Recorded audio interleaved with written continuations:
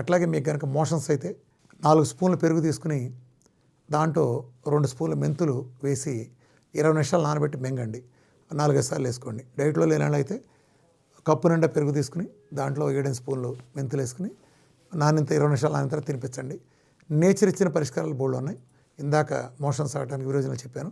ఏదైనా తీసుకోండి. ఒకవేళ ఇందులో ఉన్నప్పుడు ఏ జ్వరం వస్తే పారాసెటమాల్ లాంటివి లేదా దెబ్బ తగిలితే పెయిన్కిల్లర్ లాంటి నిరభ్యంతరంగా తీసుకోవచ్చు మీకు ఏదైనా పెయిన్ ఉన్నప్పుడు. అలాగే ఎడమాల్ లాంటివి ఉన్నప్పుడు కడుపులో నీరు చేరుకున్నప్పుడు నీరు తీసుకోండి.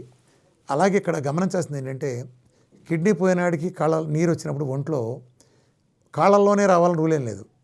కాళ్ళల్లో నీరు వచ్చినా చేతుల్లో ఇట్లు వచ్చినా పెద్ద ప్రమాదం కాదు, కానీ లంగ్లో వచ్చినప్పుడు అదే నీరు ప్రమాదం కలిగించే అవకాశం ఉంది. కాబట్టి మీరు తరచూ అలోపతి డాక్టర్ల సహకారం తీసుకుంటా ఎక్స్రే తీసుకుని చూసుకుని ఒకవేళ చెస్ట్లో నీరున్నా ఒకవేళ పొట్టలో నీరున్నా మీరు ఆ నీళ్ళతో తీర్చేసుకుంటాం, కానీ అలా తీయించుకోండి. నిరభ్యంతరంగా ఆ డాక్టర్ ప్రోటోకాల్ తీసుకుంటా వాళ్ళ సహకారం తీసుకుంటా చేయండి.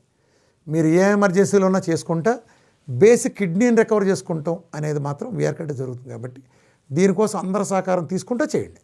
దీని అన్నీ చేసే అవసరం మందులు హాని కాబట్టి వద్దంటున్నాను.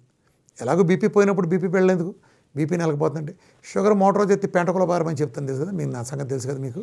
అయ్యాన కార్డియాలజీ ముందర 4 తీసుకున్న కూడా పనికిరావు, ఈ కిడ్నీని పాడు చేస్తాయి కాబట్టి చెప్తున్నాను. ఇలా జాగ్రత్తగా చేయండి. రివ్యూలు రండి, మిమ్మల్ని 15 రోజులకు ఒకసారి రివ్యూ చూస్తాం.